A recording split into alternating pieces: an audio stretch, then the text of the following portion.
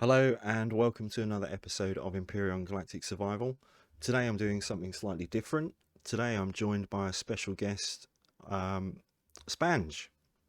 How's it going? Hello. It's going good. Thanks for having me. Good, thank you. Thanks for being here. Obviously, just going to have a bit of a chat, run through some questions that I'm sure some of the people would be interested in maybe knowing if they don't know you well enough, I'll take or your word for it. it's stuff that's not been answered before. So what? First of all, what got you into Empyrion Galactic Survival? Uh, so, do you remember a little game called No Man's Sky? Vaguely, yeah. Yeah. It's a little game. It's massive now. Well, me and some friends were super hyped. We fell in the hype trap, I suppose, the hype lie of No Man's Sky. And then we played it, and about 20 hours in, we realized, like most people realized, that it's basically just garbage. And a lot of the promises and fluff in the marketing and things like that was just not there. Anyway, the point is, No Man's Sky was a complete and utter disappointment. And then I remember I saw an article in PC Gamer magazine, on their online magazine, about people disillusioned with No Man's Sky are turning to this indie survival space game called Empyrion Galactic Survival. So I was like, all right, okay, I'll check it out. So I convinced my other couple of friends to come along as well. And this was all before I started a YouTube channel. And we jumped into a multiplayer server, Imperium, and tried to basically figure it out. And there was no resources on the planet or anything like that. It was a multiplayer server, and there were some people on there, and we were like, "Hey, how the hell do we play this?" And bearing in mind at this point, like we were playing Rust and games like that with pretty toxic communities. Yeah. And then, so I didn't expect much of a response when I asked the random people on this server, "Hey, how do we play this game?" But the response that we got was really quite pleasantly surprising. It was not only very informative, helpful, polite, they actually came along and helped us figure out how to play the game. And they came along and showed us a bunch of ships and stuff that we could build, or they had built. And we were like, holy crap, absolutely blown away by the scale of the game. And I think that was the moment where I was like, this is insane. This is incredible. You're a little person on the ground of this planet that you just crash landed on. And then some guy rocks up with the Battlestar Galactica hovering over your head. And he's like, oh, yeah, we built that. Yeah. I think that's pretty much what got us into playing EGS. After that, I started a YouTube channel. I did some videos on it, and the rest is history. Yeah. So what would you say is your favorite thing about Empyrion? I have quite a few favorite things about Imperium. I suppose if I have to pick one, I think it would be, like I said, the scale. Yeah. I love games with scale, like where it just makes you feel like you're a tiny little insect of a person among this massive universe. Imperium does it quite well because you can just whip into the third person camera and stand next to one of these behemoth capital vessels, and you really get that sense of size and scale from them. Obviously, it's got a limit. You know, we all know that it's got a limit on the size, and some of our favorite sci-fi ships are kilometers long and things like that. You can't quite go to that scale or anything, but still, I think it's enough. So I think that whole kind of sense, when you're building something like a capital ship, it is actually a capital ship, and you can walk around inside it, and there's nothing else like it really, other than, well, maybe space engineers at the time, which is a whole other subject I'm not going to get into. Yeah. Yeah. Fair enough. But for me, I suppose if I had to pick one, it would be just that sense of that scale and stuff like that. Yeah. You're playing with really big toys. It's great. Okay. So when you're looking to design and build a new, we'll say, capital vessel, do you have anything or anywhere that you go that helps you with inspiration to build, or is it just something personally for you that just pops into your head? I've kind of, from even from as being a kid, I've always, like, when I play with Lego, Yeah. I've always built spaceships with Lego and stuff. So it's kind of like something that's always been with me, that Yeah. I've just been able to sort of piece together a spaceship. Yeah, I mean, And then this it's is just an assortment of blocks, and then I'll just go, it's a spaceship, yay! Um, yeah, I mean, this is like Imperium, it actually is. yeah, this is like the ultimate Lego set. Exactly, yeah. Yeah. It's Empyrion Galactic Legos. Um, but I suppose if I'm running low on inspiration, I need some ideas and things like that. The workshop's a wonderful place. Yeah. So there are some incredible builders in this community. So you can just have a little look through the workshop, and you go, holy crap! Like Style Limits has just uploaded this thing. Let's have a look. But obviously, I don't want to copy anyone. So the other place that I go for inspiration and ideas is just Google image search. You know. Yeah. So I might like just do a Google image search of like, I don't know, sci-fi battleship or sci-fi carrier or something like that, and then just throw up a load of pictures of like ships that people have drawn or designed and stuff like that. And it won't be a case that I necessarily copy the whole thing. I might take an element from one or an element from this one and combine it with an element from that one. And generally, I'll just sort of think, right, what do I want to build today? Pick a sort of class, a vague class of ship, and then sort of piece it together, maybe with some ideas that I've gotten off the workshop or gotten off of Google or just plucked out of some dark hole in my mind. I don't know. And yeah, we'll see what happens. A Yeah. lot of the time, the blocks kind of dictate where you go as well, Right. because there's only so many of them. Oh yeah, yeah, and we know about certain block limits that hopefully maybe one day Elion will expand upon with Well, regards to particular fingers shapes. crossed. Yeah, fingers crossed on that. Do you have any pointers for other builders out there?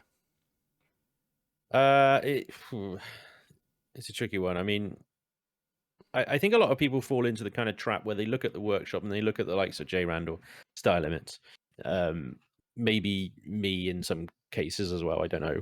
And they go, oh, I'd never be able to build like that. And then they try and piece something together and then just look at it and go, oh, it's an ugly brick. I hate it. It's nothing like what those people put on the workshop. And they get disillusioned and they give up. Yeah. The only thing I would say in that situation is to try and ignore what's on the workshop. Contrary to what I just said a minute ago, try and ignore what's on the workshop. Just keep building. Just keep trying to build something and experiment with the shapes and experiment with textures and things like that. Don't worry too much about trying to like be as good as J. Randall. It takes thousands of hours of practice to be as good as J. Randall. I'm 4,000 hours into this game, and I'm nowhere near as good as J. Randall. Yeah. I don't know how many hours J. Randall's got. I think he's over 10,000 now or something ridiculous, but you can't expect yourself to just be an instantly amazing builder. So try and put that out of your head. Okay, just build, and the more you do it, the more block combinations you'll figure out. You'll get used to where the blocks are in what they call the atlas, which is like the right click in the block and you get all the shapes up. You'll get used to what textures work on what shapes, and then you can start having a little bit of fun with like shaping your builds in weird and wonderful ways. And then I think, after a little time, you'll really get into it, and I think you'll really start to enjoy it. But if you start out thinking that you're going to create something like the freaking Helios carrier, that's a lot of pressure to put on yourself, and it's all it's going to do is just make you annoyed with the whole process. Yeah. So just keep building. Yeah, I would have to agree with you on that. I mean, I don't have 4,000 hours or even 10, but I can assure you, even some of my very first builds when I got into the game were like bricks. Yeah. And it is just a case of keep building and building and building and building. As long as you enjoy it. Exactly. And, you will develop your own style. I mean, for me, and I would assume it's the same for a lot of people, the hardest thing I find is, I'll say copying someone else's style, but I don't mean as in copy their build and put it on the workshop. I mean the faction style. Mm-hmm. Yeah. Like with the Brotherhood of Farr. Going from building your own stuff to actually building something that's in keeping with a faction is a whole entirely different experience as well. I found anyway, personally. But that leads us on nicely to the Brotherhood, which Mhm. is your, we'll say, your brainchild. So, how did you come up with that idea? First off, very nice segue. Congratulations. Thank you. The Brotherhood. Yeah, so they've got a bit of history. They came from a scenario that I designed and built called Shattered Realm. This is a multiplayer server I run for a few months. Unfortunately, it was only a few months, I think, in its whole. We run a multiplayer server called Shattered Realm. The scenario had 4 key factions, and I wanted to come up with 4 unique factions that all stood out on their own.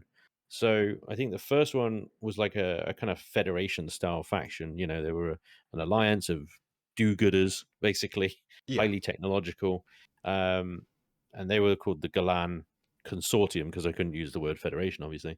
So they were the consortium, and then I had some Dark Empire kind of style Klingon Empire esque warrior race dudes that were just called. I think they were just called the Black Empire or something. Black Star, that was it. Black Star Empire.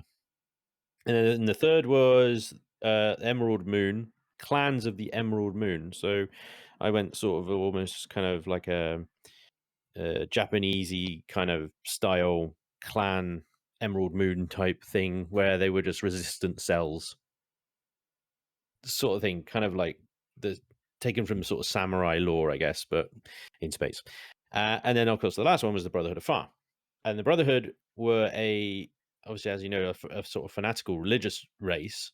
The name I stole from Command and Conquer, Brotherhood of Nod, yeah, and I just switched on the last word. In fact, a lot of the styling of the temples and stuff like that I originally got from the Brotherhood of Nod.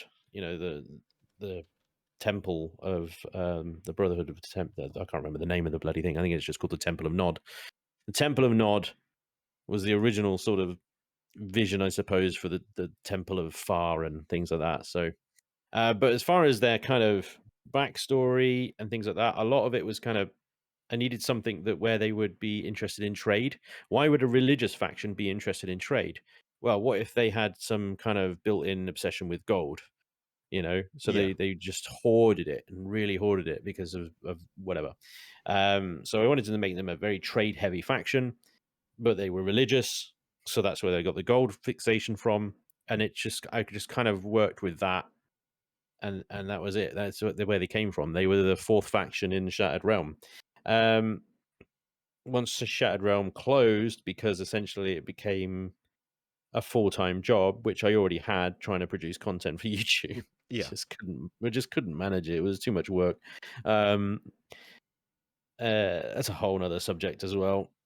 Server management. Then the whole kind of papers thing came on the forums of Imperion, didn't it? Where Hummel, community leader, was asking for factions to be made. yeah, Well, I'd already made 4 of them, so I picked my favorite one, and my favorite one was the Brotherhood. Out of all of the 4 factions that I sort of designed there, um, I think the Brotherhood were the most interesting, where they had the kind of most built up lore and the most flexibility in their lore as well to expand upon it. As it was in Shattered Realm, I suppose it was probably only half the size in lore that it is now, if you know what I mean. So uh, I just took the Brotherhood of Far as it was, and then just built on that for that challenge on the forums, yeah.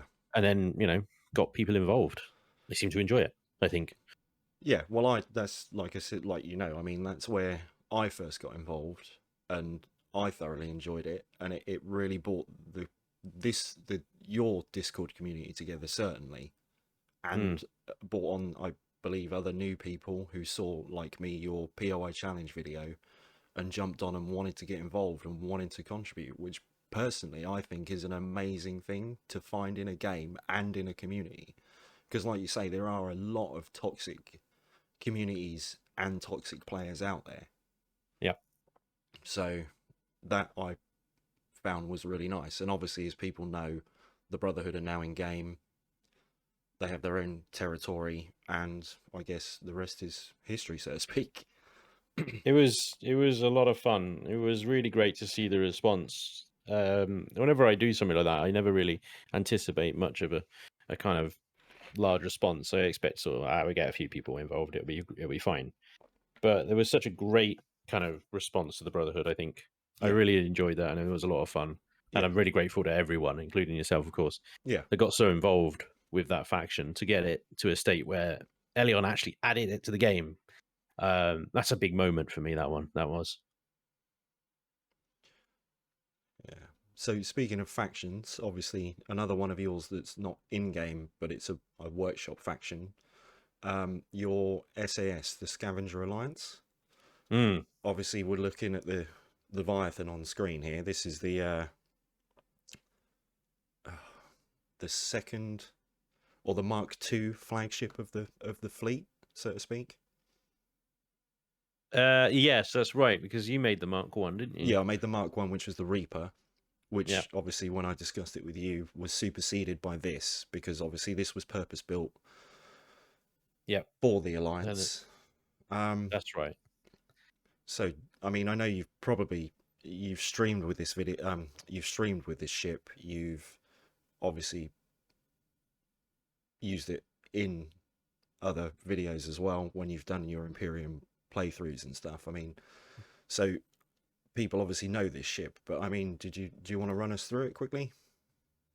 Well, what I really love about the Leviathan is the exterior. To be honest, Yeah, the interior is fine. I would categorize it as fine. The hangar is not quite as big enough. The lower hangar isn't big enough for most sort of hover tanks and stuff.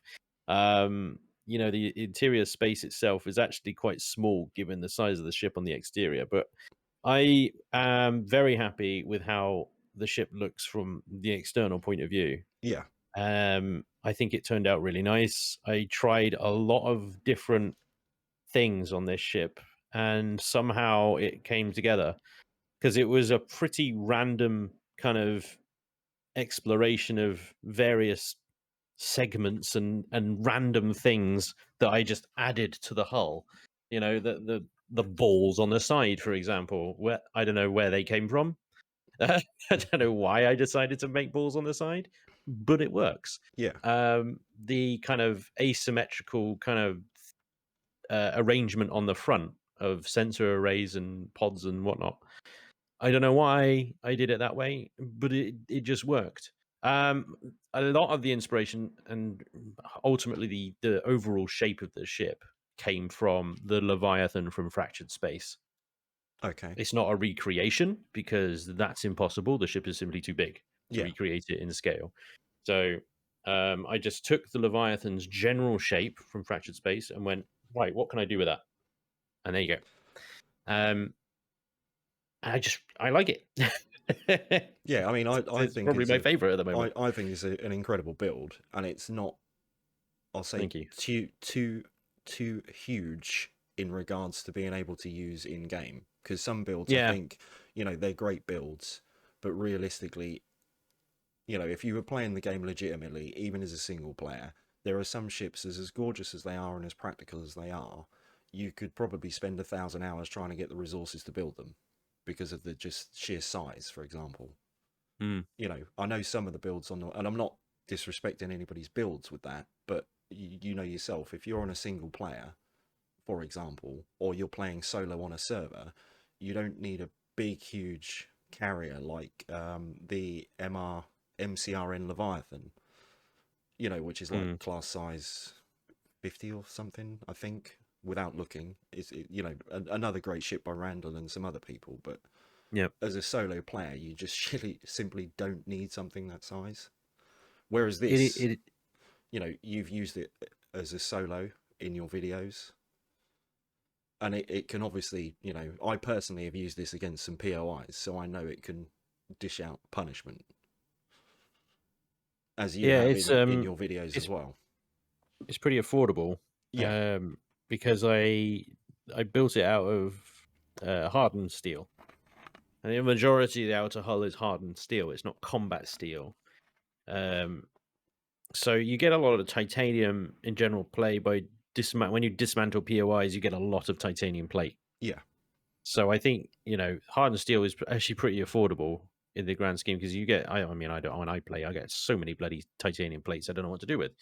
Well, now you can build the Leviathan now, all that titanium. So, Yeah, there you go. but yeah, it is pretty affordable, which is again another thing that wasn't necessarily planned in when I started this build, but it's just kind of, yeah, that's nice. It's not overly huge and taxing on resources either. So Yeah.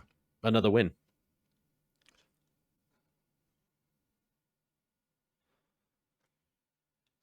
So aside from, obviously, I know you're a busy man and you've got your YouTube channel and you're pumping out content and you've got your Discord community.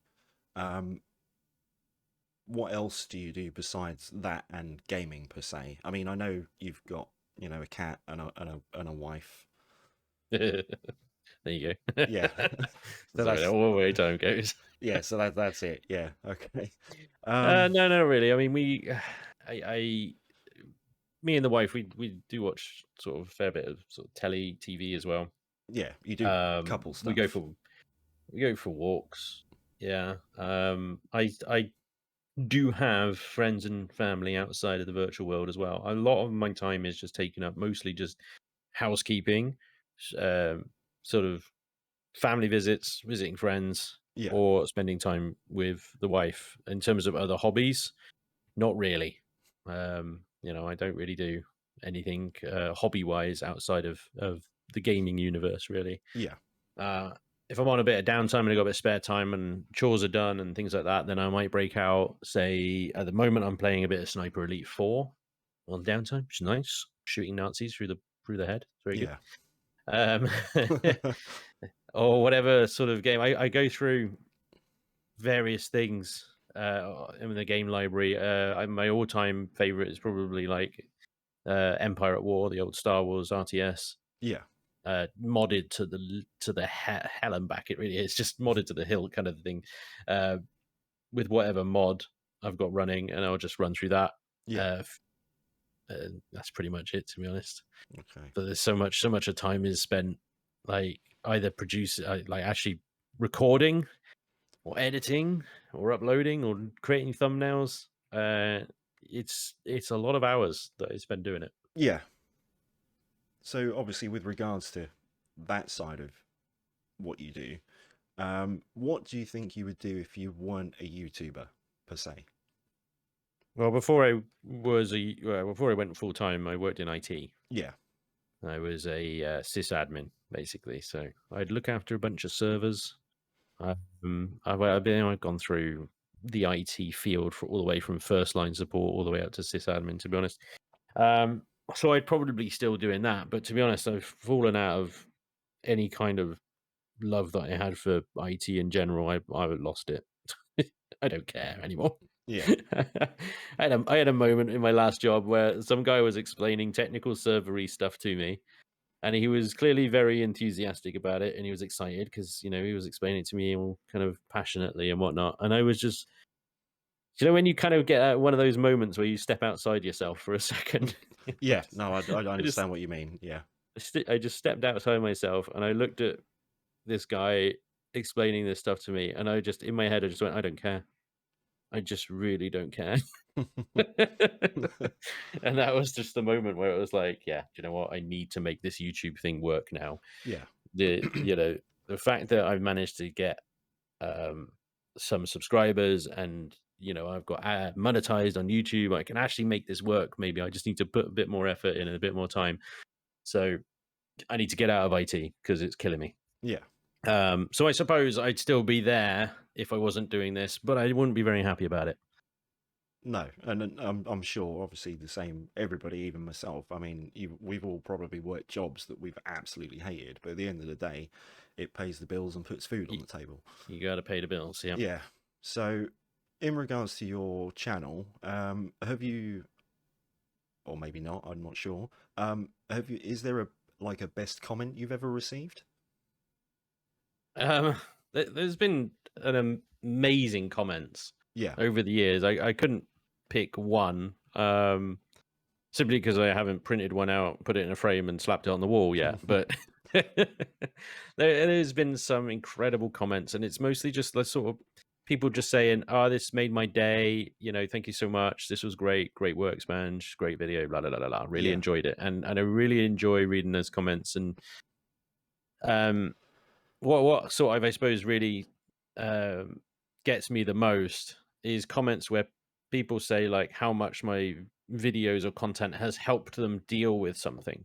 Like it might just be like, I was having a really bad day and you've cheered me up. Thank you very much. And that's a wonderful, wonderful comment to read. It really is. Yeah. There's been a few over the years where it's people that are really in a dark place with their life, and then they've found my videos and they've, commented and said, just thank you so much for this video. It's really helped me get through a dark period in their life. And that Yeah. really hits me because it's like, holy crap, this is having an actual, like, real Impact on somebody. serious effect on someone, serious impact on someone, and helping them in a positive way. Which ultimately is an amazingly good thing, because, and I mean, I know as time goes on, people tend to talk about things more, but like for my age group, and I'll say maybe older, maybe slightly younger, I'm not too sure. You know, men specifically don't really talk about their feelings and stuff. They bottle stuff up, and if you're down or depressed, or you, like you say, you're not in a good place, it's obviously therefore amazing that, they've clicked on YouTube, seen your video, and that's, I'll say snapped them out of it, or cheered them up, or made the day, so to speak. Hmm. I mean, that, I suppose I can see why you find that probably one of the better sides of YouTube, for example.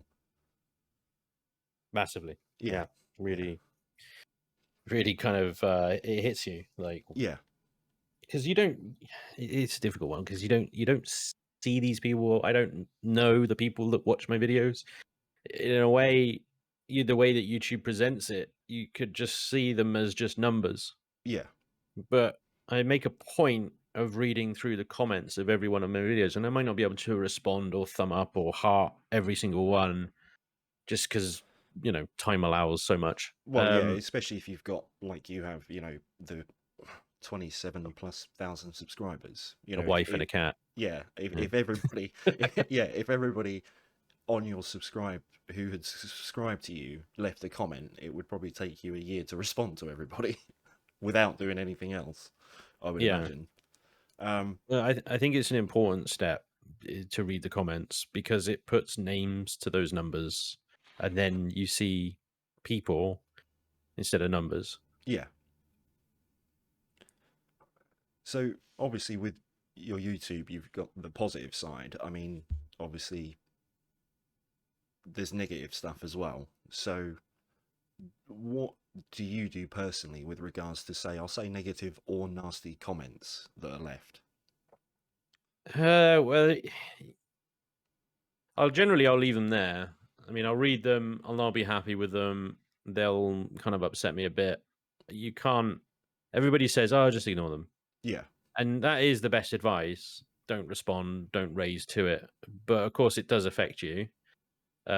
You do have feelings at the end of the day. yeah, So, um, but there was one bit of advice that I got or I read or something a while ago, and I think it was simply just put, if what you put out there, what your content is, if you don't have people that hate what you do, then you're not doing it right, and you're not reaching a big enough audience. okay, And that's a really, really good point of view, I think, because it means that no one, I think, is ever going to be able to please everyone. You could be the nicest person in the world, and there'll be someone out there that hates your guts on some kind of twisted principle or whatever their reasoning is. yeah, The point is, as long as if you have got haters or you have got people that leave nasty comments or dislike or whatever, that just means that you're reaching a wider audience, and you're actually starting to run into people that, for whatever reason, dislike you. That's nothing to take personally. That's nothing to take to heart. It's actually a good thing in some ways. So yeah. No, I mean I that makes try to sense. remember that. Yeah, right. So again, with your YouTube, what what would you say is your favorite thing about making the content? Um,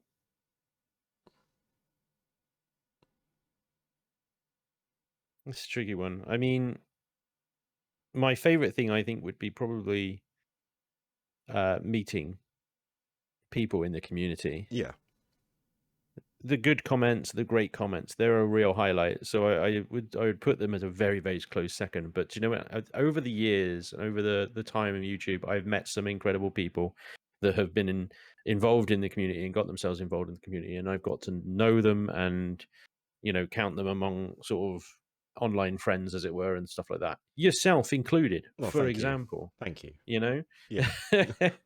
um, and I think that's the nicest part of YouTube is the fact that you are putting yourself out there, and some people will respond to that by just lurking, which is fine. Lurkers are great, but some people will get involved by being an active part of whatever community you set up and try to encourage to exist.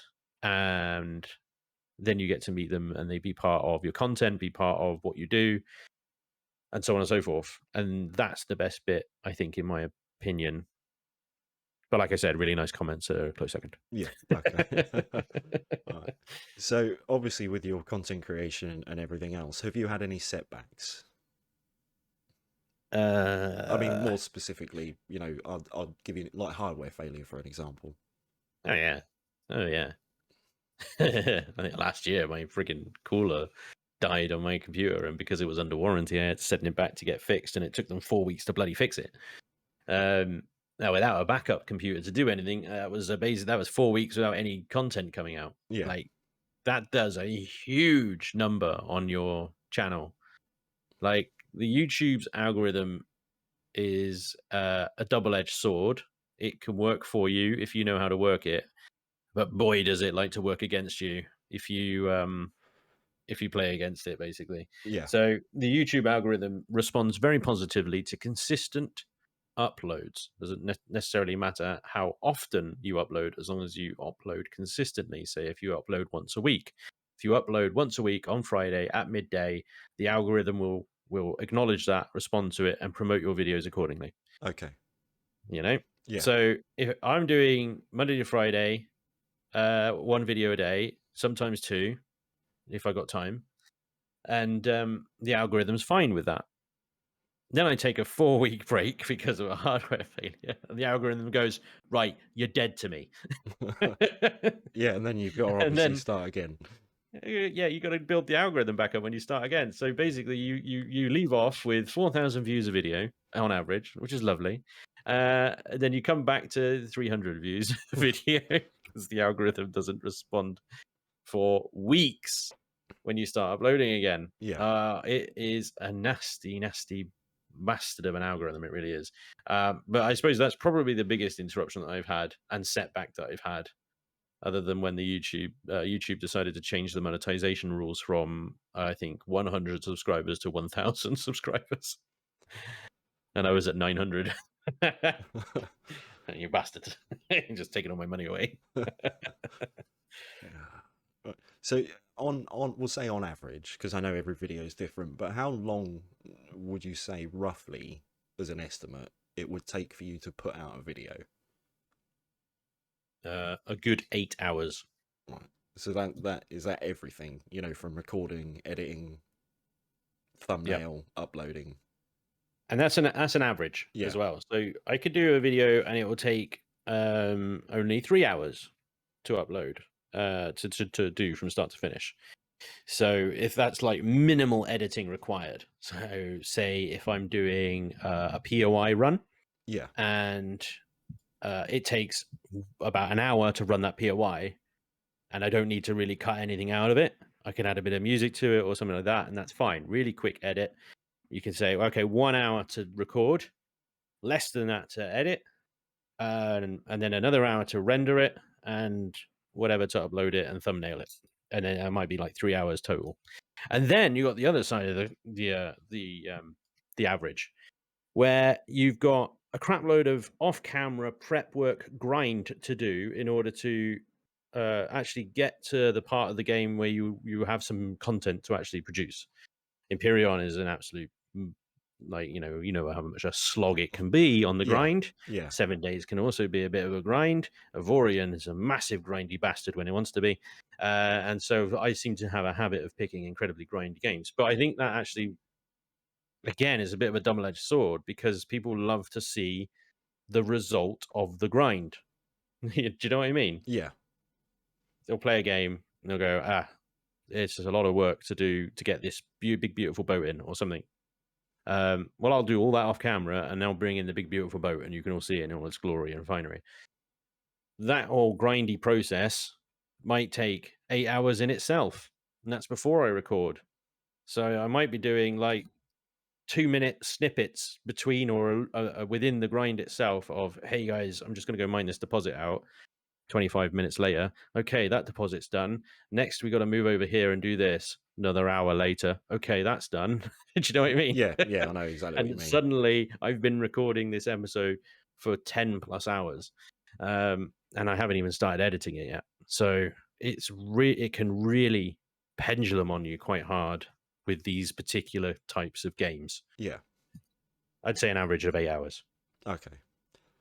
Right, so with, we'll say, new people starting out, is there any advice that you would give somebody who was, say, new to YouTube and wanted to make their own content? Um, I mean, there's tons of things. I suppose I would echo what I said a minute ago about YouTube's algorithm. Yeah. Consistency.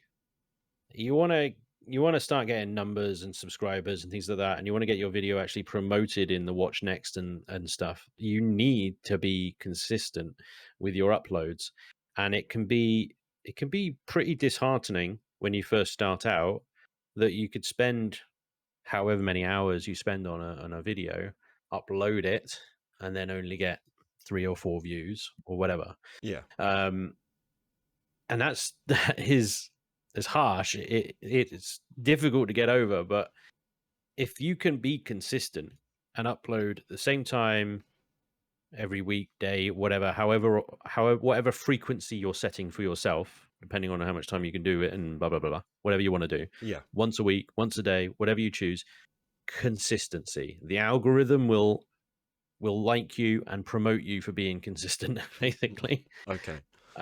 I mean, the thing with videos, the weird thing with videos is the only other thing I'd say is the weird thing with videos is audio is incredibly important. So having a good audio setup and really taking the time to make sure game volume, your voice is a good volume, background noise is removed, Yeah. and things like that. Yeah. I mean, So important. It's yeah. almost more important than the video itself. Yeah. And I mean, everything you've said there, you've said to me personally as well when Yep. I've asked for advice and stuff. And I can't reiterate how important those points are that you've made, because, you know, some of my first videos I've had comments about sound quality because I was using a headset. Then a couple of the newer ones I tried the lapel mic, and again, sound quality. Now I'm using this podcast mic, which I haven't had any complaints about, thankfully.